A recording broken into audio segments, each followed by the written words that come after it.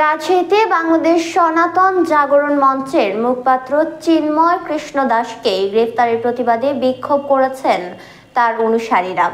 আজ বিকেলে নগরীর আলুপট্টি মোড়ে বাংলাদেশ সম্মিলিত সনাতন জাগরণ জোট রাজশাহীর ব্যাপারে অবস্থান নিয়ে বিক্ষোভ করে।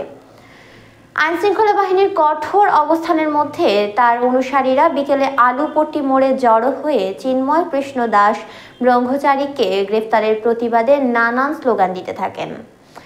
এ সময় বিক্ষোভকারীরা বলেন, বৈষম্যহীন বাংলাদেশে কেন আমাদের সাথে বৈষম্য করা হচ্ছে? আমাদের ৮ দফা মেনে নেওয়া হবে না কেন?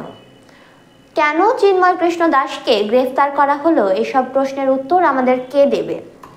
তারা আরও বলেন, আমাদেরকে আওয়ামী লীগের ভোট ব্যাংক বলা হয়, আমাদের রয়ের এজেন্ট বলা হয়, ভারতের দালাল বলা হয়। আমরা তো বাংলাদেশের নাগরিক, আমাদের জাতীয় পরিচয়পত্র আছে, এরপরও আমাদের একটা গোষ্ঠী বিভিন্ন সময় বিভিন্ন ট্যাগ দেওয়ার চেষ্টা করেন। আমরা এসব শুনতে চাই না, তীব্র প্রতিবাদ জানাচ্ছি। উপস্থিত নেতাকর্মীরা বলেন, যদি আমাদের দাবি মেনে নিয়ে চিন্ময় কৃষ্ণ প্রভুকে মুক্তি না দেওয়া হয়, তাহলে আগামীতে আমরা আরও বড় কর্মসূচি নিয়ে রাজপথে নামতে বাধ্য হব।